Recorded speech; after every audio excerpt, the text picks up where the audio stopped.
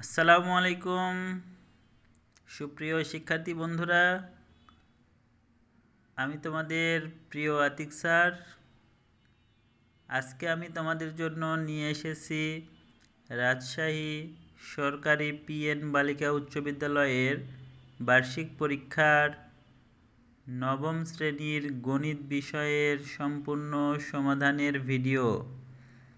এই ভিডিওতে আমরা প্রতিটি প্রশ্ন খুব সহজভাবে ধাপে ধাপে উদাহরণের মাধ্যমে সমাধান করব, যেন তোমরা খুব সহজেই প্রতিটা লাইন এর বিষয়বস্তু বেসিক থেকে গভীরভাবে বুঝতে পারো। চলো তাহলে শুরু করি। প্রথমে আমরা প্রশ্নটি একটু দেখে নেই। সৃজনশীল প্রশ্নের পূর্ণমান 50। ক বিভাগে আছে বীজগণিত। 1 নাম্বার ও 2 নাম্বার দুইটি থেকে যে কোনো একটি অথবা দুইটি দেওয়া যাবে। এখানে 4টি বিভাগ আছে। ক বিভাগ বীজগণিত, খ বিভাগ জ্যামিতি, গ বিভাগে আছে ত্রিকোণমিতি ও পরিমিতি, ঘ বিভাগে আছে পরিসংখ্যান। মোট 8টি সৃজনশীল প্রশ্ন আছে। প্রতিটা বিভাগ থেকে একটি করে মোট 5টি প্রশ্নের উত্তর দিতে হবে। তাহলে প্রথম ক বিভাগের 1 নাম্বার সৃজনশীলে আমরা যেটা দেখতে পাচ্ছি, সূচক ও লব থেকে অর্থাৎ চতুর্থ অধ্যায় থেকে সৃজনশীলটা এসেছে। এই সৃজনশীলের ক নাম্বারটা খুবই সহজ। খ নাম্বারটা এসেছে বইয়ের পৃষ্ঠা নাম্বার 78, 4.1 এর উদাহরণ 2 এর খ এর অনুরূপ। আর গ নাম্বারটি এসেছে বইয়ের পৃষ্ঠা নাম্বার 85, 4.2 এর উদাহরণ 10 এর অনুরূপ। চলো তাহলে আমরা শুরু করি 1 নম্বরের সমাধান দিয়ে। 1 নম্বরে ক নম্বরে যেটা আছে, দেওয়া আছে আমাদের a সমান 2, b সমান 3, c সমান 4, d সমান 5 এই মানগুলো দেওয়া আছে। এখন আমাদের প্রদত্ত রাশি মান বের করতে হবে। লব c ভিত্তি a ইন্টু লগ ডি ভিত্তি √d। এখন এখানে মান বসায় দেওয়া হলো a এর মান 2, c এর মান 4, এরপরে d এর মান 5। লগের নিয়ম অনুসারে আমরা জানি লগের ভিত্তিতে যেটা থাকে সেটার উপরে নির্ভর করে লগের মান বের করার চেষ্টা করতে হয়। তা আমাদের এখানে দেখতে পাচ্ছি ভিত্তি আছে 4, লগ 4 ভিত্তি 2। এটার অর্থ হলো 4 এর উপর কত পাওয়ার করলে তার মান হবে 2। তা আমরা জানি যে 4 এর উপরে পাওয়ার হাফ করলে তার মান হবে 2, এই কারণে 4 এর উপরে পাওয়ার হাফ দেওয়া হয়েছে। এরপরে লগ 5 ভিত্তি 5 এর উপরে রুট মানে আমরা জানি পাওয়ার হাফ। এরপর পরের লাইনে আমরা জানি লগের নিয়ম অনুসারে সংখ্যার উপরে পাওয়ার থাকলে সেই পাওয়ারটা কোথায় আসবে? সামনে চলে আসবে। সামনে আসছে হাফ পাওয়ার, পরেরটারও হাফ পাওয়ার সামনে আসছে। আর আমাদের লগের সূত্র হলো লগের ভিত্তি আর লগের সংখ্যা যদি সমান হয় তাহলে তার মান হবে কত? 1। যার কারণে মানটা আমরা পেয়েছি 1। তাহলে এখানে আমরা গুণ করলে আমরা কত পাবো? 1/4। তাহলে ক নম্বরের সমাধান আমরা বুঝতে পারলাম। এবারে আমরা খ নম্বরের সমাধান যাই। খ নম্বরে বলছে এই রাশিটাকে সরলীকরণ করতে হবে। আচ্ছা, তাহলে খ নম্বরের জন্য আমাদের দেওয়া আছে a সমান 2, b সমান 3, c সমান 4, d সমান 5 প্রদত্ত রাশি আমরা লিখলাম। এরপরে প্রদত্ত রাশিতে প্রতিটার মান বসিয়ে দেওয়া হয়েছে। মান বসানোর পরে এই সূচকীয় সমীকরণের সমাধান বা সূচকীয় রাশির সমাধানের একটি বিশেষ নিয়ম হলো যে পাওয়ার যেগুলো থাকে এই পাওয়ারগুলোকে ভেঙে দিতে হয়। পাওয়ারগুলোকে ভেঙে দেওয়ার অর্থ এই যে এখানে আমরা জানি যে সূচকের নিয়মে ভাগ থাকলে পাওয়ার বিয়োগ হয়, তো বিয়োগের পরে ভাগ হয়ে গেছে, এটা পাওয়ার ভেঙে দেওয়া হয়েছে। যে তারপরে নিচে 2 এর উপরে পাওয়ার ছিল x-1, তার মানে পাওয়ার কি আছে বিয়োগ, তাহলে সূচকের নিয়ম অনুসারে কী হবে, ভেঙে দিলে ভাগ হয়ে যাবে। এখন এই উপর থেকে কি করা হয়েছে, এখান থেকে এবং এখান থেকে অর্থাৎ এই দুইটা পদ থেকে আমরা 2x কে কমন নিয়েছি, তাহলে এখানে থাকবে কত 3, আর এখানে এই যে নিচে এখানে কত আছে 4, আর এখানে কত আছে 4, এই দুটো কাটা গেলে এখানে কিছু না থাকলে কি থাকবে 1, আর নিচে 2x কমন নিলে এখানে থাকে 1, এইখানে থাকবে 1/2, তাহলে 2x কি যাবে কাটা যাবে, তাহলে উপরে থাকলো কত 2, নিচে থাকলো 1 থেকে 1/2 বিয়োগ করলে কত হবে 1/2, তাহলে এটা ভাগের নিয়ম অনুসারে উল্টে গেলে 2 আর 2 গুণ করলে কত হয়ে যাবে 4 হয়ে যাবে, তাহলে এটা সমাধান হলো 4। এরপরে গ নম্বরে আমাদের প্রশ্নটা কি ছিল, গ নম্বরে বলছে দেখাও যে এই রাশিটার মান 3/2। তো আমরা এখানে প্রথমে লেফট হ্যান্ড সাইড লিখলাম, লেফট হ্যান্ড সাইডের বিসি এ বি যা আছে সবগুলোর মান বসায় দিয়েছি। বসায় দেওয়ার পরে এই অঙ্কটা খুবই ইম্পর্টেন্ট অঙ্ক, প্রায় মাঝে মধ্যে দেখা যায় এই অধ্যায় থেকে অঙ্ক আসলে এই অঙ্কটা পরীক্ষাতে আসে। এখানে মান বসিয়ে দেওয়ার পরে আমরা এই লাইনটা পেলাম, এই লাইনে আমরা এখানে 3 এর উপরে পাওয়ার আছে 3, আর রুট মানে আমরা জানি পাওয়ার হাফ, তাহলে হাফ পাওয়ার আর 3 পাওয়ার হয়ে যাবে কত 3/2। আচ্ছা, এখন এই লাস্টে যেটা আমরা দেখতে পাচ্ছি এখানে আছে 5 দুগুণে কত 10, এর উপরে পাওয়ার কত 3, তার উপরে আবার রুট আছে, তাহলে হয়ে যাবে কত 3/2, তাহলে প্রথমেও 3/2, এখানে শেষেও 3/2। তা আমরা মিল করার জন্য মাঝখানে এখানে শুধু পাওয়ার 3 ছিল, কিন্তু আমরা এখানে 3/2 বানালাম কিভাবে, এই 2 এর উপরে পাওয়ার 2 দিলে, কারণ এই 2 এর 2 কেটে যায়, তাহলে কত লেখা যাবে 3/2 লেখা যাবে। তার মধ্যে সুবিধা কী হলো, লাভ কী হলো, এই প্রথম পদ থেকে 3/2 সামনে লিখতে পারবো আমরা, পাওয়ারকে সামনে লেখা যায়, এর পরের পদের 3/2 এটাও আমরা সামনে লিখতে পারবো, তারপরেরটাও 3/2 সামনে লিখতে পারবো, তাহলে সবগুলোতে কী পেলাম, একটা মিল পাওয়া গেল। তো লাভ কি আমাদের, লাভ হলো এই সবগুলোকে আমরা তাহলে কমন নিতে পারবো, কারণ কমন নিতে হলে কি হতে হয়, মিল হতে হয়।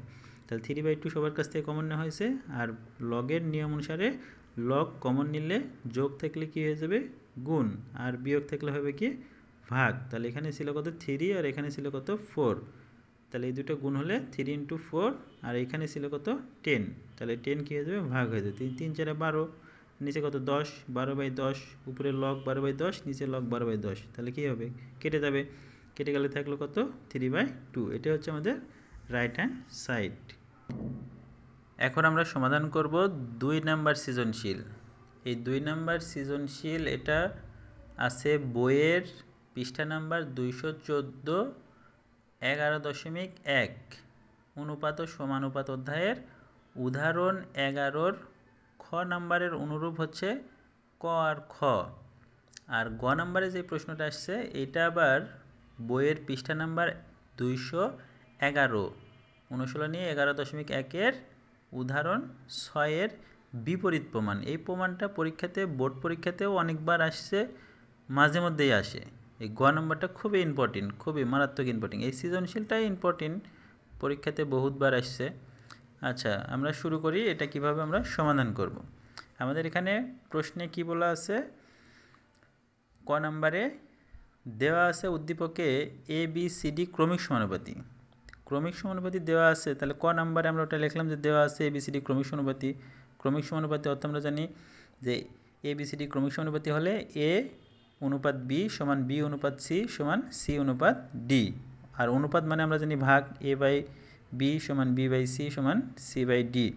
তো এরকম কতগুলো রাশি সমান দেওয়া থাকলে আমরা সেটা একটা ধ্রুবক ধরে নিই, ধরি A/B সমান B/C সমান C/D সমান কত K।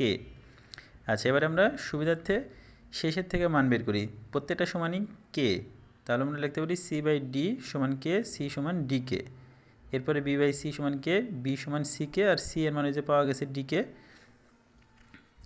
এই DKটা আমরা, এই C এর মান DK, এই DKটা আমরা এখানে বসায় দিলাম, তাহলে DK²।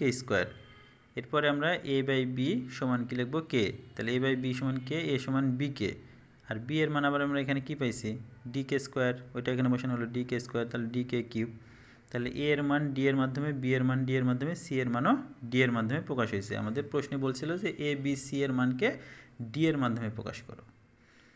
আচ্ছা, এরপরে খ নম্বরে কি বলছে আমাদের, প্রমাণ করো যে এই বাম পক্ষ এইটা এবং ডান পক্ষ এটা, এই দুটো পরস্পর সমান। তাহলে এটা আমরা প্রমাণ করবো এবিসি কোথায় থেকে, ওই যে উদ্দীপকে দেওয়া আছে আমাদের এবিসি, ওখান থেকে প্রমাণ করতে হবে। তো ক নম্বরে তো আমরা এখানে পেলামই এ সমান ডি কে কিউব, বি সমান ডি কে স্কোয়ার, সি সমান ডি কে, এইটা আমরা এখন এখানে ব্যবহার করতে পারবো। তো শুরু করি। তাহলে আমাদের খ নম্বরের লেফট হ্যান্ড সাইডে কী দেওয়া আছে, left hand side a square plus B square plus C square into B square plus C square plus D square, A B C D সবার মান বসানো হয়েছে। এ বি সি ডি সবার মান বসানো হইলো। এখন আমাদের পাওয়ারের নিয়ম অনুসারে ডি এর উপরে 2 আর কে এর উপরে হবে 3, আর 2 গুণ করলে কত 6, পাওয়ারের উপরে পাওয়ার থাকলে গুণ হয়, পাওয়ারের উপরে পাওয়ার থাকলে কী হবে, গুণ হবে। তাহলে আমরা দ্বিতীয় লাইনে এটা পেয়ে গেলাম। তৃতীয় লাইনে আমরা এখানে দেখতে পাচ্ছি প্রত্যেকটা পদে ডি স্কোয়ার কে স্কোয়ারকে আমরা কমন নিতে পারি। ডি স্কোয়ার কে স্কোয়ার কমন নিলে এখানে ডি স্কোয়ার থাকবে না, কে টু দি পাওয়ার 4 থাকে, এখানে থাকবে কে স্কোয়ার, এখানে কিছুই না থাকলে 1 লিখতে হবে। আর এখানে আমাদের প্রতিটা পদের থেকে ডি স্কোয়ার কমন যাবে। তাহলে ডি স্কোয়ার এখান থেকে কমন নেওয়া হয়েছে। তাহলে যেহেতু সবগুলো গুণ আকারে আছে, তাহলে আমরা কী করতে পারবো, আমরা এই ডি স্কোয়ার আর ডি স্কোয়ারকে গুণ করলে d to the power 4 k square, আর এটা যেহেতু দুইটা আছে যার কারণে আমরা এরপরে হোল স্কোয়ার দিতে পারি।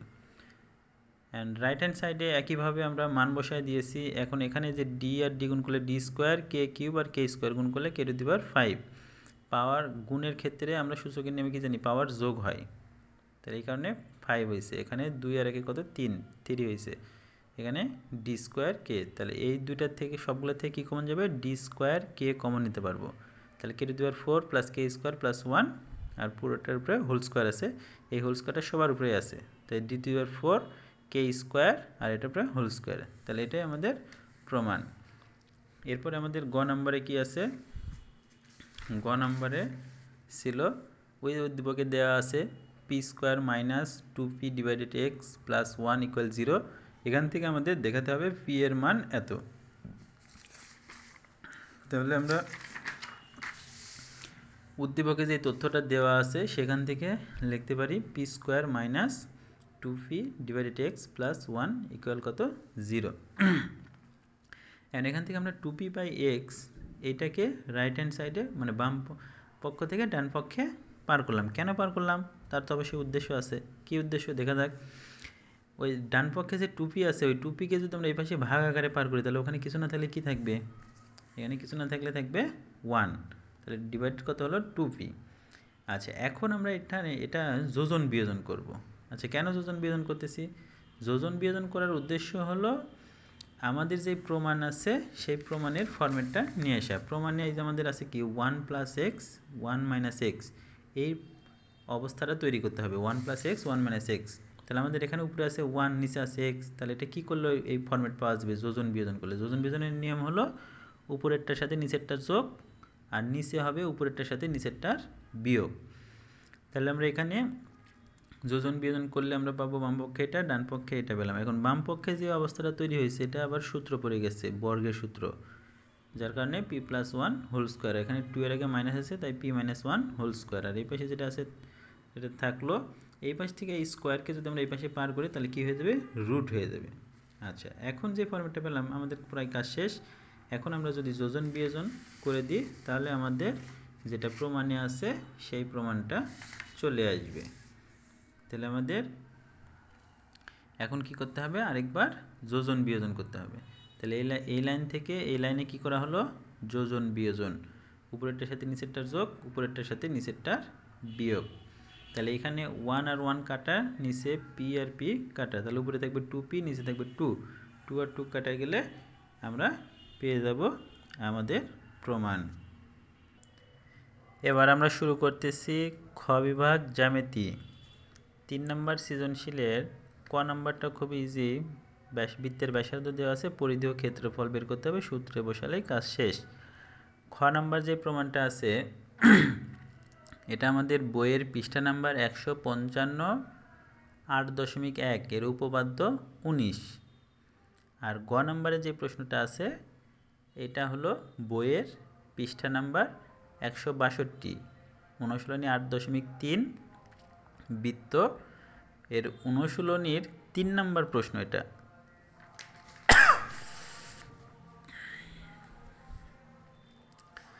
ঠিক আছে, তাহলে আমরা শুরু করি এই প্রশ্নের সমাধান।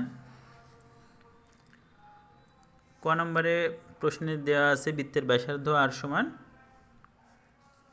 5। তাহলে পরিধির সূত্র আমরা জানি 2πr, মান বসায় দিয়ে গুণ করলেই কাজ শেষ। ক্ষেত্রফল πr² মান বসায় গুণ করা হয়েছে। আচ্ছা, এরপর খ নম্বরে আমাদের প্রমাণে বলছে যে বৃত্তের কেন্দ্র থেকে PQ ও RS জ্যাদ্বয় সমদূরবর্তী হলে প্রমাণ করো যে জ্যা দুইটা পরস্পর সমান।